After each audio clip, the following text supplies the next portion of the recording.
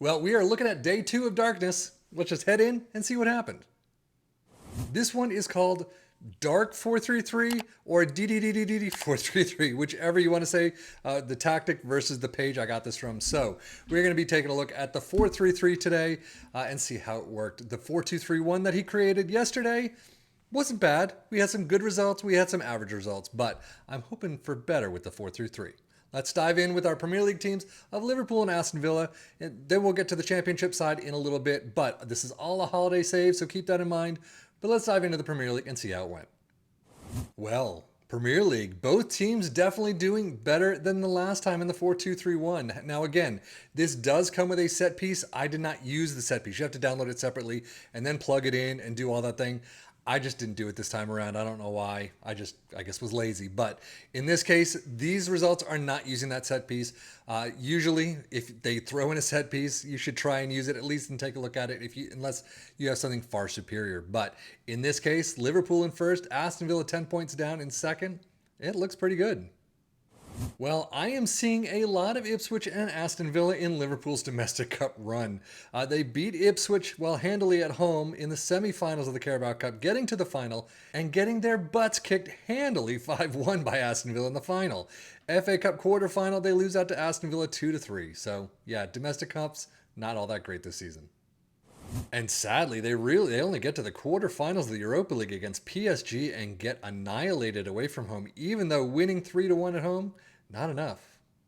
So overall, the Premier League was fantastic. Runners up of the Carabao Cup, I'll give you, but everything else is kind of average, if not worse. Squad-wise, they do have some green. The 4-2-3-1 definitely provided a little bit more, but 36 goals for Nunez, 32 for Salah, assists 22 for Robertson, Szoboszlai with 20, and then average rating Salah with a 7.82. Dang. But he looks like he does have a broken lower leg expected to return in 6 weeks to 3 months. Ouch. But switching over to Aston Villa, we already know that they won the Carabao Cup final against Liverpool 5-1. Dang, that one is just bizarre. But getting through the quarterfinals of the FA Cup, they get to the semifinals and lose out to Brentford 1-3. And unfortunately, losing out in the quarterfinals of the Conference League to Sporting. Wow. Overall, second place is phenomenal. Semifinals of the FA Cup, Carabao Cup winners. Quarterfinals, I kind of wish you'd done a little bit more in the Conference League. Oh well. Squad, they've got a ton of green compared to what they usually don't get, I guess. But goals, 32 for Zaniolo, 30 for Watkins, 22 for Diaby. Very well done. 18 assists for Louis, 17 for Digne and Watkins. And then average rating, you get Zaniolo with a 7.52. That's probably one of the highest we've seen.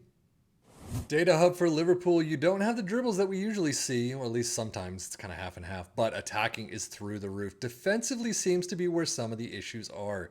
3.66 goals per game is definitely on the higher side than what we usually see, but so is 1.16 conceded and 1.27 xG against. Shots that are always up there. Non-penalty expected goals per 90, they're usually up there. 3, wow.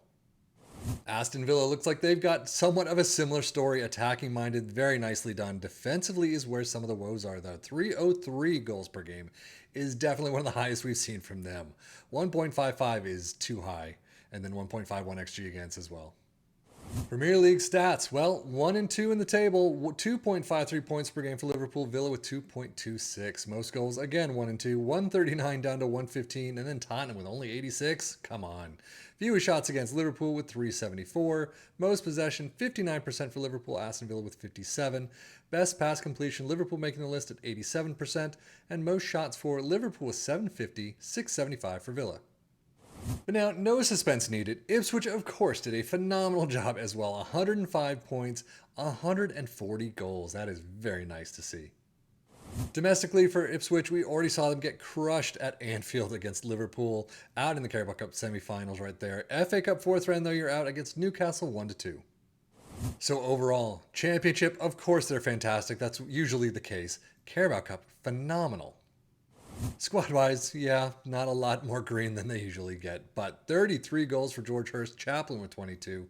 That is probably some of the highest we've seen. Assists 19 for Clark, Chaplin with 15. Even George Hurst gets in the list with 12. But 7-3-3 for Christian Walton, but George Hurst get a 7-3-2. I think in both tactics, Leif Davis has left the building. Interesting. Championship stats. Most points per game, 2.28 in first for Ipswich, of course. Most goals in first as well, 140, well above Norwich in second.